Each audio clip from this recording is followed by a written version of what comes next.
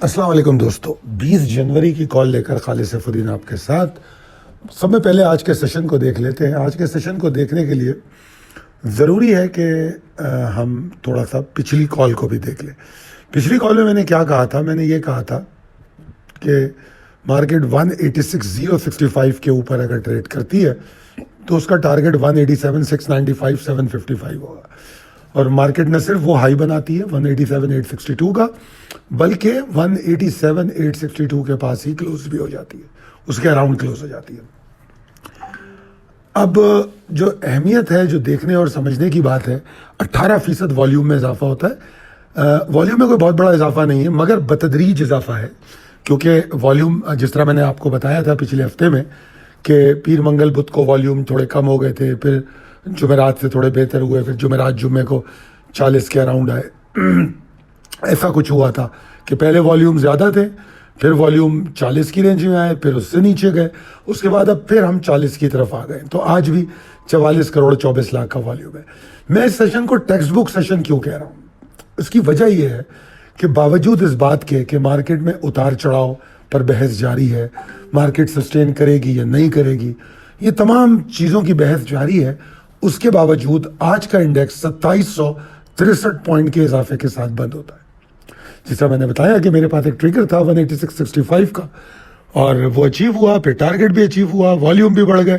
तो मैंने जो एक लाइन लिखी थी पिछले कॉल में कि consistency, direction and volumes in the direction of consistency momentum बनाती है किसी भी ट्रेंड का, तो वो चीज़ में आज दूसरा सेशन हुआ, वो देखने में आ रही है।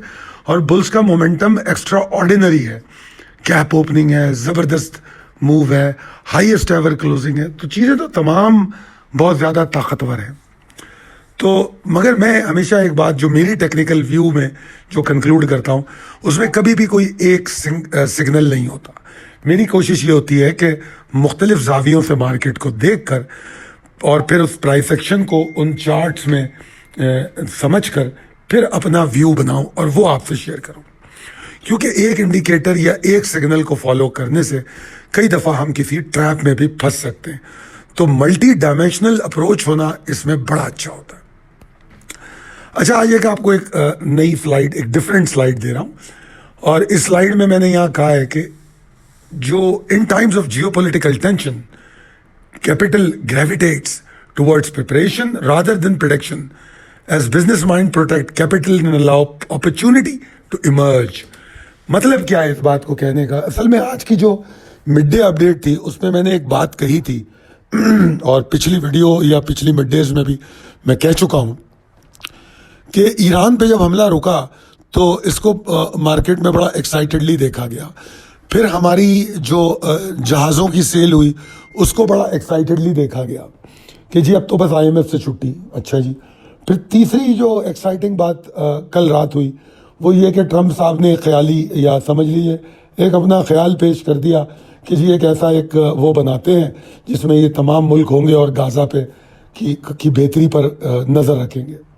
ये ट्रम्प साहब के दिमाग की इख्तरा है, और जिस तरह उन्होंने नेटो को ख़त्म किया है और या नेटो को सबसाइड कर दिया है, वो टोटल दुनिया पे अपने पावर के लिए टोटल अपने आप को ऊपर लाकर एक अपना ही फोरम बनाना चाह रहे हैं।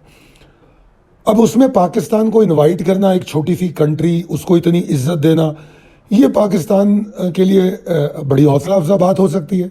लोग इसको बहुत इंजॉय कर रहे हैं, मगर उसकी डेप्थ में जाके समझें तो अब मैं बारी बारी इन तमाम चीज़ों को बताता हूँ। सबसे पहले चलते हैं ईरान वाले इशू पे। देखिए, ईरान की जब जंग होने के चांसेस थे तो मैंने कहा कि देखो इससे हमारी मार्केट को असर नहीं पड़ा और ना ही कोई बहुत गहरा असर होगा। हाँ, अगर जंग शुरू हो गई और फिर उसमें टाइम लगा तो यकीनन फिर उस पर खित्ते का जो असर है वो हमारी मार्केट पे भी आएगा, क्रूड ऑयल की प्राइस पे आएगा, और क्रूड ऑयल हमें इम्पैक्ट करती है। फौरी तौर पे ये थ्रेट हमारी मार्केट को इम्पैक्ट नहीं करता, एक बात मैंने कही। तो लिहाजा उस जंग का रुक जाना, उससे मार्केट का सेलिब्रेट करना बनता नहीं था मेरे हिसाब से। फिर नंबर 2 बात, दूसरी बात मैंने ये कही कि जो हमने बहुत सारे जहाज़ मुख्तलिफ मुल्कों को बेचे, एक लंबी लिस्ट है, 3-4 के तो एग्रीमेंट फाइनल होकर सामने आ गए, जबकि बाकी बैकडोर पे चल रहे हैं। तो म्यांमार को बेच दिया, अजरबैजान को बेच दिया, और पता नहीं एक अफ्रीकन कंट्री है उसको बेच दिया। तो अच्छी बात है और यकीनन इससे हमें फ़ायदा होगा, इसमें कोई दो राय नहीं है। मगर जितने के जहाज़ की डील हुई है वो पूरा हमारी जेब में आएगा, ये थोड़ी सी मिस इंटरप्रिटेशन है। इसको इस तरह समझिएगा कि नंबर एक, वो जहाज़ हम अकेले नहीं बनाते, चाइना के साथ मिलके बनाते हैं, तो यकीनन आधे पौने पैसे चाइना को भी जाएंगे। तो अब रह गए आधे पैसे। अब आधे पैसों में ये देखना पड़ेगा कि वो जहाज़ बने हुए शोकेस में नहीं रखे हुए कि हमने उनको देने और पैसे ले लेने। अगर जहाज़ हम डेवलप करेंगे, बनाएंगे, तो यकीनन उस पर हमारा ख़र्चा भी आएगा। तो उसमें से उसको माइनस करें, यानी कि जो कॉस्ट ऑफ प्रोडक्शन होती है उसको ग्रॉस सेल में से माइनस करें, तो फिर ग्रॉस प्रॉफिट आएगा। फिर ग्रॉस प्रॉफिट में से एक्सपेंसेस कम होंगे तो हमारा नेट प्रॉफिट आएगा। तो ये रियलिटीज़ हैं उस डील की। अब तीसरी बात पे आ जाते हैं, जो ट्रंप साहब ने अपनी फोर्स बनाई। देखिए, ये बेसिकली जो फोर्स बनी है ये हमारे लिए एक मुसीबत बन गई है। वो कहते हैं ना कि इसके लिए गलत अल्फाज भी इस्तेमाल होते हैं, मगर अच्छे अल्फाज अगर मैं ढूंढूं तो मतलब ये कि हमको किसी तरफ चैन नहीं है, इधर भी कुआं इधर भी खाई। ट्रंप साहब को ना तो बोलने की जुर्रत कोई कर ही नहीं सकता। जिसने ट्रंप साहब को ज़रा सी भी ना कह दी तो फिर वो यूक्रेनियन प्राइम मिनिस्टर का हाल जो हुआ था वो याद रखे। तो लिहाजा हम ना भी नहीं कर सकते, और हम हाँ भी अगर पूरी तरह कर देते हैं तो वो हमारे मफाद में नहीं है, हम वो भी नहीं कर सकते। तो इन शॉर्ट ये कि ये जो इन्होंने ऑफर दी है ये हवाओं में है। इसको डिप्लोमेटिकली पाकिस्तान डील करेगा और इंशाल्लाह बहुत अच्छी तरीके से डील कर लेगा, ठीक है, क्योंकि हमारे कुछ चीज़ें हमें अलाउ नहीं करती कि हम इस मसले में पूरी तरह इन्वॉल्व हो, ठीक है जी। और इस ख्याली प्लान में बेसिकली अगर देखा जाए तो वीटो पावर और तमाम चीज़ें वो खुद लेके बैठे हैं, और ये तमाम लोगों को जिस तरह अलाइड फोर्सेस में सबके दो दो चार चार फौजी लेके जंग की जाती है और जंग पे सारा होल्ड किसी का होता है, और अलाइड फोर्सेस नाम के लिए उनके साथ होती हैं कि हमने अकेले नहीं किया, पूरी दुनिया हमारे साथ थी। तो ये भी कुछ उसी किस्म का चक्कर है। तो मैं तो इसको क़तई तौर पे कोई बहुत ज़्यादा अच्छा या एक्साइटिंग या कोई अच्छी खुशखबरी नहीं समझता। मेरे हिसाब से तो ये एक परेशान कुन चीज़ ऐन मुमकिन है, हो सकती है हमारे मुल्क के लिए। तो बहरहाल अभी देखेंगे, अभी ये बहुत जल्दी है कि मैं इस पर पॉइंट करूं, मगर बहरहाल जो मुझे समझ में आया वो मैंने शेयर किया। और मैं इसलिए शेयर कर रहा हूं क्योंकि आखिर में जो ट्रेडिंग फिलॉसफी पे मैं बात करूंगा वो अभी कर देता हूं। ट्रेडिंग फिलॉसफी में भी मैंने यही बात कही है, अगर आप उसको पढ़ेंगे तो आपको समझ में आएगा कि भाई कुछ चीज़ें ऐसी होती हैं जिसको समझना इस तरह ज़रूरी होता है कि हर बात जो है ना हकीकत की रोशनी में देखनी पड़ती है। चाहे मार्केट में कोई रैली हो या कोई पैनिक सेलिंग हो, घबराहट हो, जो हिकमत अमली देरपा होगी वो जज्बात से नहीं, ज़मीनी हक़ाइक़ को मद्देनज़र रख के की जाएगी। तो एक अच्छा बिजनेसमैन जो होता है वो हमेशा इन चीज़ों पर लाजमी नज़र रखता है कि मुझे दुरुस्त फैसला क्या करना होगा। यही बात मैंने आपको यहाँ समझाने की कोशिश की।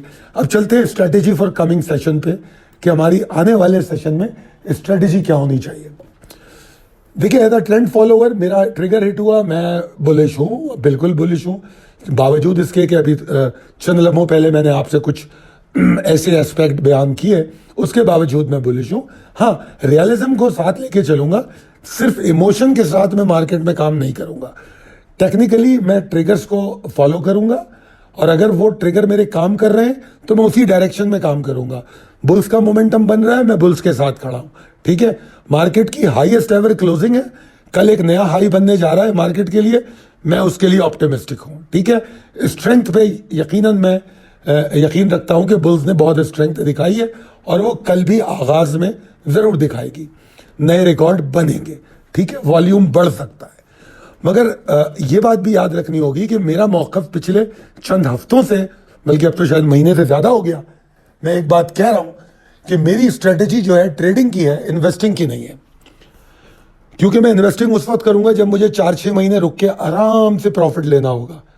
अभी तो मैं रोज़ कमा रहा हूँ, मुझे रोज़ मज़ा आ रहा है, मुझे डिप्स मिल रही है, मुझे ऊपर जाने का मौका मिल रहा है, तो मैं ट्रेडिंग की स्ट्रेटजी पे चल रहा हूँ। ऑब्जेक्टिव किसी भी कारोबारी का क्या होता है?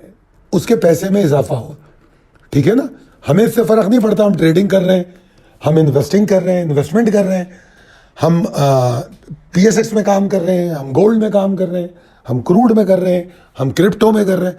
हमारा बेसिक मकसद पैसे कमाना होता है, ठीक है ना। तो अगर हम इस बात को समझ लें तो फिर हम दुरुस्त फैसले दुरुस्त वक्त पे कर सकेंगे। तो और जो जिस इंस्ट्रूमेंट में भी काम कर रहे हैं, जैसे अभी हम स्टॉक की बात कर रहे हैं, तो हमें यह भी समझना पड़ेगा कि स्टॉक मार्केट में जो डिमांड एंड सप्लाई के डायनेमिक्स हैं वो क्या है, कैसे है, कि क्या मार्केट ओवर स्पेकुलेट हो रही है, अंडर स्पेकुलेट हो रही है, मार्केट बहुत ज़्यादा हीटअप तो नहीं हो गई है, क्या मार्केट जहाँ पे ट्रेड हो रही है वहाँ जस्टिफाई है या नहीं है।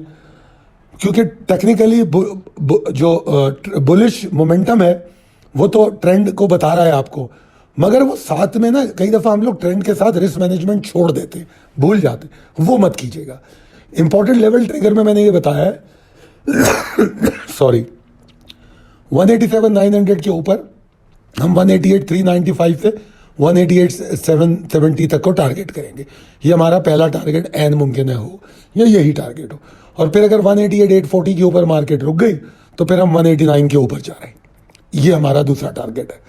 कोई साइन ऑफ एग्जॉर्शन चार्ट पे नहीं है, ऐसा लगता है बियर्स को साइडलाइन करने की कोशिश है या कर दिया गया है। एग्रेशन मुझे नजर नहीं आता, हाँ एग्रेसिव बुलिश स्टार्ट है और उसके साथ हम अपने स्टॉप लॉस को ट्रेल करेंगे। पहला स्टॉप लॉस 187,465 के नीचे हो सकता है, शार्प लो की बात नहीं करेंगे। उसके बाद स्टॉप लॉस आप इसको ट्रेल करेंगे 187,625 के नीचे ले जाए, फिर 187,900 के नीचे ले जाए, फिर 188,20 के नीचे ले जाए। इस तरह जो ये लेवल दिए जाते हैं उनको फॉलो करेंगे। तो इमोशन को फॉलो नहीं करेंगे, हम ट्रिगर्स और लेवल्स को फॉलो करेंगे। तो जनाब मेरा नहीं ख्याल कि अब ट्रेडिंग फिलॉसफी पे बात करने की ज़रूरत है, इस पर मैं बात कर चुका। अगर वीडियो पसंद आई, समझ में आई तो ज़रूर बताइएगा मुझे कमेंट करके। आपके कमेंट्स में मैं बहुत तवज्जो से पढ़ता हूँ, कोशिश करता हूँ उसका जवाब भी दूँ और देता हूँ। और अगर आपको लगे कि मेरी गुफ्तगू आपकी इन्वेस्टमेंट में, ट्रेडिंग में या किसी तौर पे भी फ़ायदेमंद है तो अपने दोस्तों और अहबाब में शेयर कीजिए। शुक्रिया।